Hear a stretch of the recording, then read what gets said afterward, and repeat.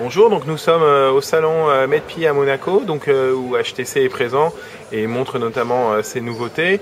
Et on va vous présenter avec Anthony Clément, qui est donc Sales Manager chez HTC, le nouveau smartphone Android qui est donc le Wildfire. Anthony. Merci Alexis, bonjour à tous. Merci de nous donner l'opportunité de pouvoir vous montrer donc le produit, la nouveauté du salon pour nous au Medpi, donc le HTC Wildfire. Vous allez retrouver un petit air de ressemblance forcément avec le Desire qu'on a sorti maintenant il y a un petit mois. On le voit déjà au niveau design, hein. Exactement. Par exemple au niveau, là on va montrer le téléphone, on peut tourner le dos par exemple. Exactement. Ça ressemble beaucoup. Il y a forcément un air de famille. On veut vraiment s'appuyer en effet sur le succès du Desire et c'est ce nouveau design, nouvelle orientation de design d'HTC sur le produit. Mais d'ailleurs, puisqu'on parle de Desire, il y en a, je crois qu'on en a un pas loin. On en a un. C'était pas prévu, là on improvise. Voilà. On va le mettre à côté juste pour vous montrer d'ailleurs le design. Juste à côté. Qui tombe. Ops. Donc voilà. On voit par exemple que sur tu retrouves la même souris optique, tu retrouves un design, des proportions qui sont quasi identiques. On voit sur la tranche pareil, le jeu des couleurs qui sont de la même manière, la mise en avant de l'appareil photo, la nouvelle signature HTC avec With HTC Sense. On en parlera un petit peu plus tard pendant la démonstration. Voilà, mais c'est vraiment cet esprit de famille que l'on veut. Certains l'ont même appelé ce Wildfire, ils l'ont même appelé Desire Mini. Desire Mini, oui, disons dans notre discours commercial à nous, je te dirais qu'on va facilement dire en effet que c'est un Desire Mini pour positionner le produit vraiment comme une entrée plus accessible dans le monde HTC, sans dégradation de l'expérience. Tu verras dans la démonstration qu'on n'a pas du tout dégradé, on a même mis des choses en plus par rapport à un Desire. Donc oui, parce que certains disent bon, aujourd'hui ça va être effectivement le produit le plus accessible chez HTC en Android. Exactement. Certains pensent au tatou, mais pour moi quand on regarde les caractéristiques rapidement, tout de suite là, on va voir que ça n'a rien à voir avec le tatou. Il ne faut pas comparer un tatou, c'est qu'aujourd'hui un produit comme le Wildfire va plutôt bien se positionner quelque part en remplacement d'un Hero. C'est du moyenne gamme pour moi. Tu vois qu'un Legend s'est positionné sur un finish, un design, des choix de matériaux très particuliers, ce qui en fait un produit assez high-end, mais toujours sur une taille d'écran 3 pouces 2. Là, on vient plutôt, je dirais, remplacer un produit comme le Hero grâce à ce produit-là. Alors, on a commencé à parler des caractéristiques. 3 pouces 2. Alors écran, effectivement, c'est pas un petit écran, hein, c'est 3,2 pouces, donc surtout c'est un écran capacitif, c'est pas un écran résistif, comme on peut voir chez certains concurrents. Voilà. Il y a une réactivité qui est assez bluffante. Par contre, c'est au niveau résolution. Donc on est en QVGA. Donc 320 par 240 pixels. Alors que juste pour faire une comparaison, un Legend, lui, qui a la même taille d'écran, lui, il est par contre en HVGA, donc en 320 par 480 et écran AMOLED. Et effectivement, écran AMOLED. C'est notre positionnement tarifaire aussi. Ce produit-là, TTC, c'est un produit que tu vas retrouver autour des 300 €. Donc c'est un produit très très agressif pour un produit HTC.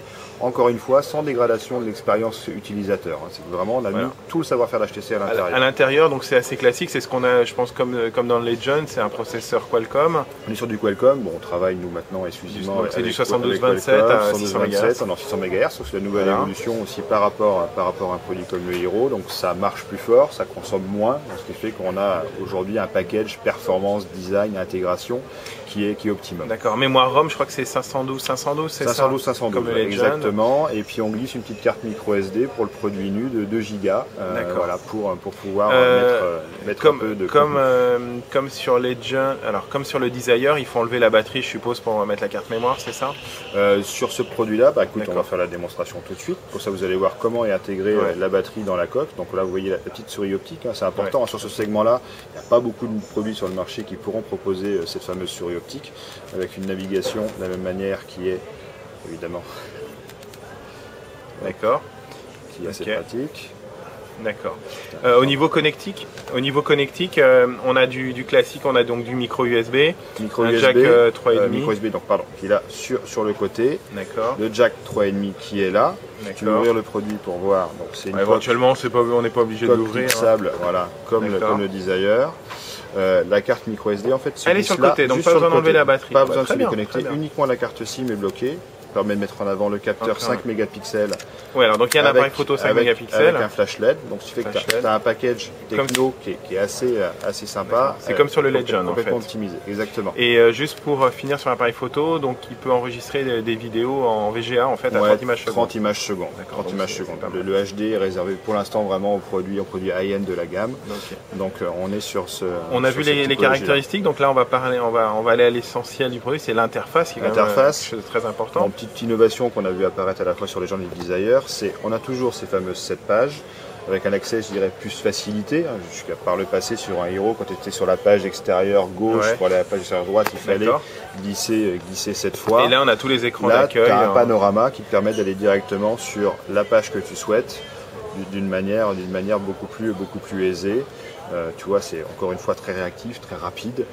Il n'y a pas de lenteur, il n'y a pas d'attente pour passer d'une page à l'autre. C'est vraiment optimisé à 200%. Juste pour préciser pour ceux qui ne connaissent pas, c'est une interface, donc système d'exploitation Android bien sûr, et avec une interface HTC Sense, donc développée par HTC, qui entre guillemets est aujourd'hui une des signatures d'HTC. C'est cette interface très intéressante. On va revenir un petit peu dessus. Aujourd'hui, bon, déjà c'est l'Android 2.1, donc HTC suit l'évolution de la plateforme Android, bien sûr. Il aura la droit à la mise à jour 2.2, le Wildfire. C'est pas annoncé encore, mais on peut penser en effet que Froyo sera disponible, donc 2.2, ou Froyo sera disponible sur le produit. Pour information, là au moment où on réalise, on publie cette vidéo, Froyo a été annoncé officiellement il y a une semaine.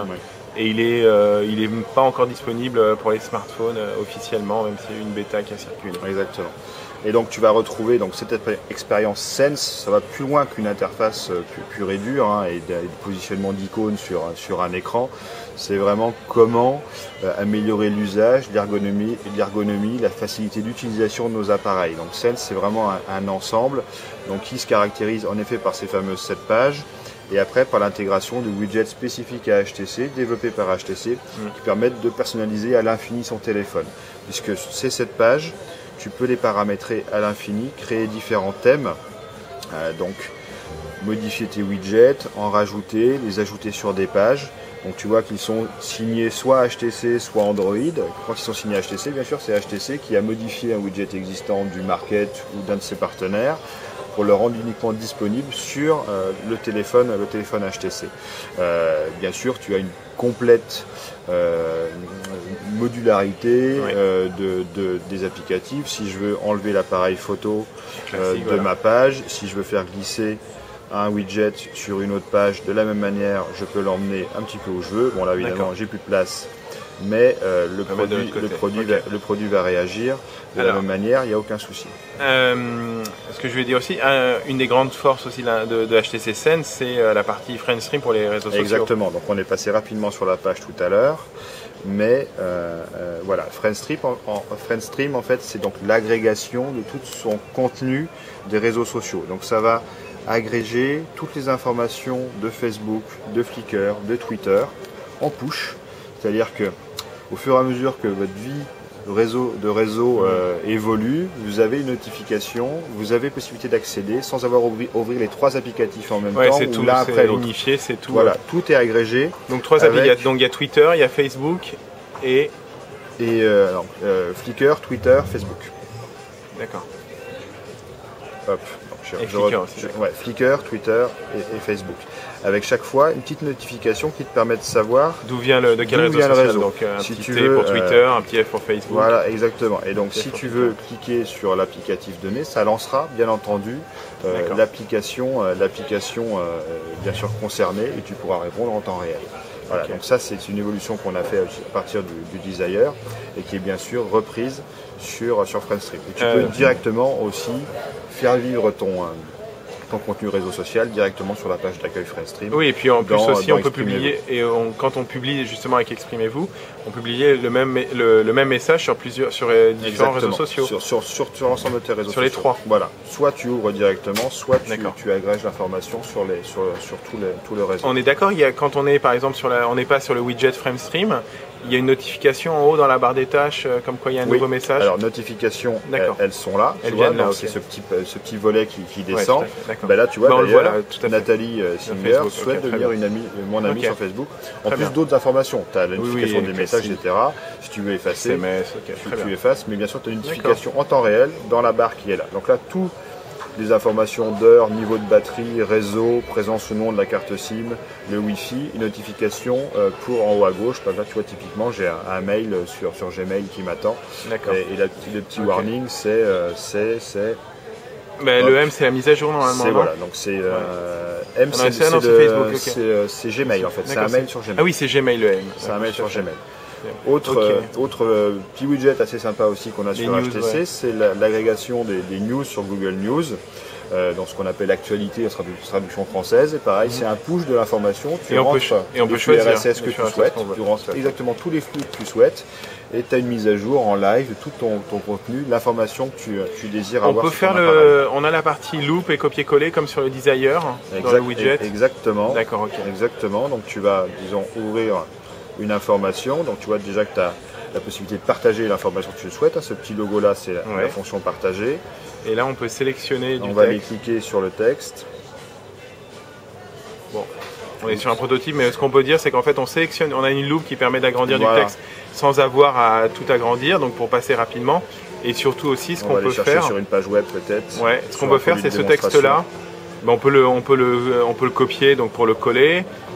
On peut aller le chercher directement dans Wikipédia, on peut l'envoyer dans Google Traduction aussi. Le faire traduire directement dans toutes les langues. Donc il faudra peut-être refaire les démonstrations un produit fonctionnel à 100%. Voilà, alors autre question aussi, il est compatible Flashlight, le Wildfire, ou c'est que le Desire? Bonne question. Pour l'instant, je ne crois pas qu'il soit Flashlight.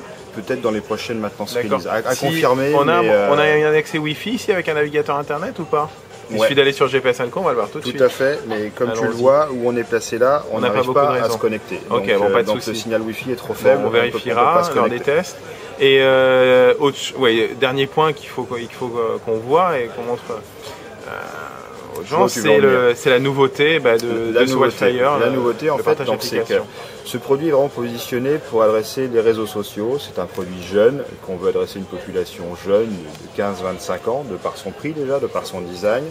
Et pour pousser encore un peu plus loin l'expérience en fait Android Market et des applications qui le composent.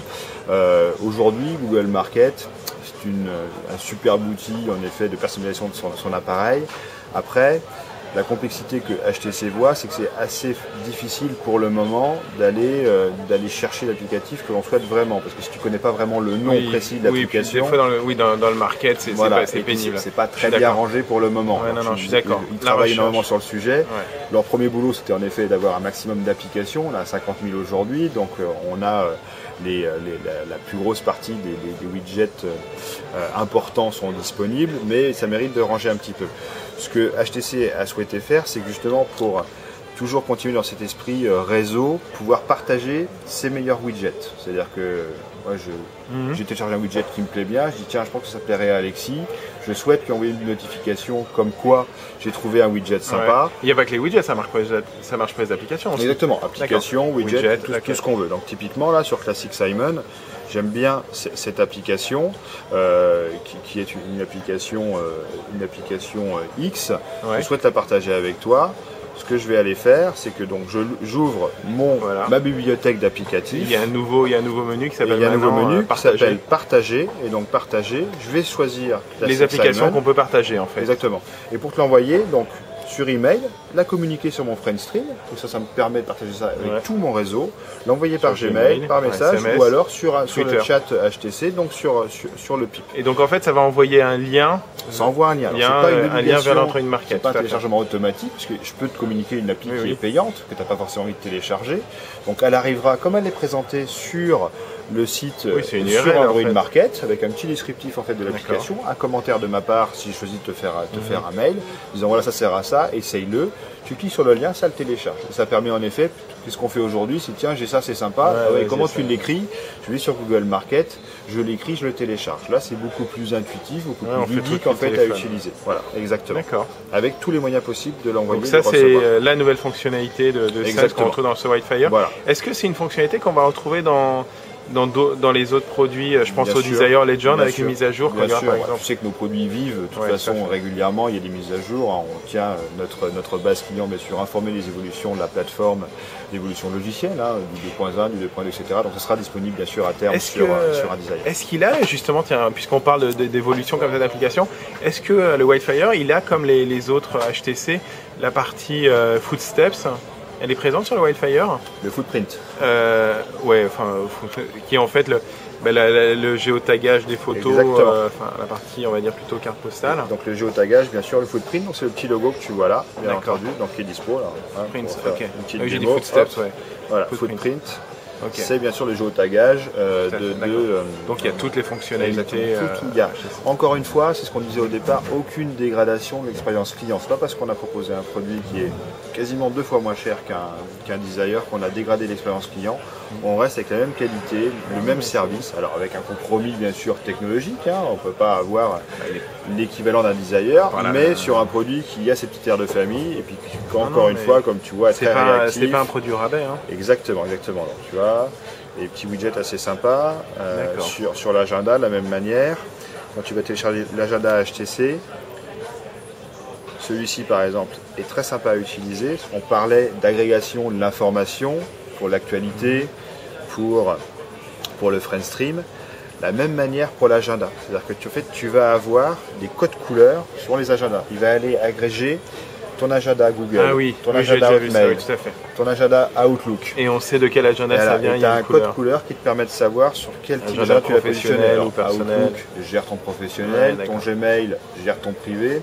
Peut-être que ton Hotmail gère ton encore plus que privé. Et ça te permet par un code de couleur de vraiment savoir où sont les priorités aussi à passer dans ton agenda. Bon, c'est un produit qui va être bientôt disponible, ça, je suppose? Écoute, il part de Taïwan, donc on est en pleine phase de lancement.